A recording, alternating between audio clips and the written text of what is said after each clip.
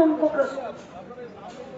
আর সেই আতঙ্কের সুযোগ নিয়ে নাটক করলো, বিজেপি নাগরিকতার কাগজ বিক্রি করলো।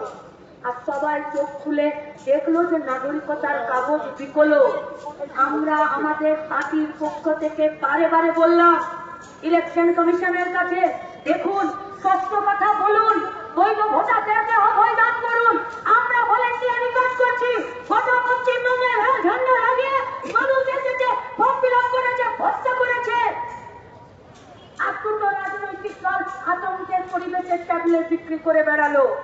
কিন্তু যারা নাগরিকতার কাগজ বিক্রি করলো তাদের বিরুদ্ধে একটাও কথা বললো না।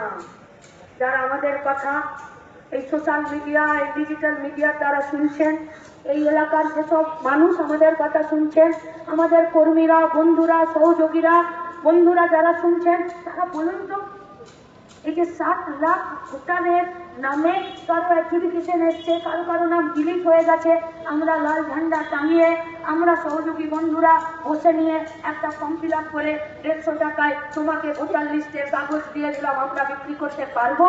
আমরা মানুষকে দিতে পারবো? এটা হয় কোনোদিন? এটা কারো পক্ষে কোনো একটি অধিকার?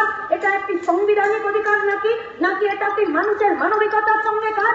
তাহলে এসআইআর এর আতঙ্ককে ব্যবহার করে বিজেপি, তৃণমূল, এনআরসি আর নাগরিকতার প্রশ্নে কাগজ কি করে বিক্রি করলো? পুলিশ প্রশাসন, ইলেকশন কমিশনের দায় নেবে না, জবাব দেবে না?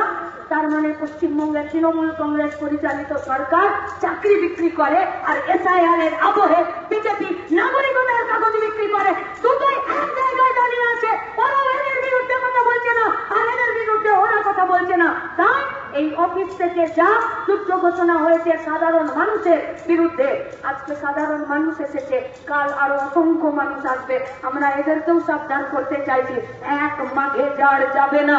মানুষের জন্য রাস্তায় আইন তৈরি হয়েছে, যে আইন মানুষের টুটি চেপে ধরবে, সেই আইন মানুষ নিচে ছুঁড়ে ফেলে দিতেও একবারও ভাববে না, যদি মানুষকে তা বাঁচতে না দেয় আর আতঙ্কগ্রস্ত করে। তাই শুভবুদ্ধি সম্পন্ন, সচেতন এবং গণতন্ত্র প্রিয় মানুষের কাছে আমাদের আবেদন, আজকের অবস্থান শুধুমাত্র আমাদের কাছে একটি রাজনৈতিক কর্মসূচি নয়, গোটা পশ্চিমবঙ্গের সাধারণ মানুষের কাছে এ রাজ্যে থাকার এবং এই রাজ্যের ভোটার লিস্টে তার নাম রাখাবার একটি জাতকবুল লড়াই।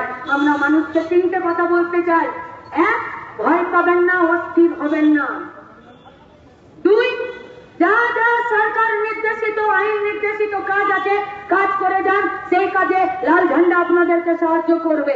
আর 3, কারো দম নেই বৈধ ভোটারকে আমাদের ভোটার লিস্ট থেকে বাদ দিয়ে দেবে। তার জন্য এই লড়াই জান কবুল শেষ অব্দি লড়বে। সেই লড়াইয়ে আপনাদেরকে সবাইকে পাশে পেতে চেয়ে আবেদন জানিয়ে আমার কথা শেষ করছি। ইনকালাব জিন্দাবাদ।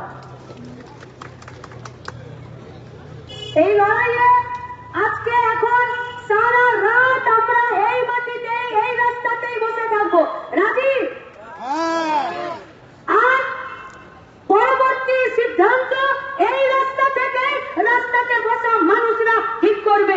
অবস্থান চলবে যতক্ষণ না পর্যন্ত ওরা ওদের কাছ থেকে না সরবে। বৈধ ভোটারদেরকে তাদের ভোটার লিস্টের নাম ফিরিয়ে দেওয়ার লড়াইয়ে এখন আপনাদের সবাইকে এই রাস্তায় থাকার আবেদন জানাচ্ছি।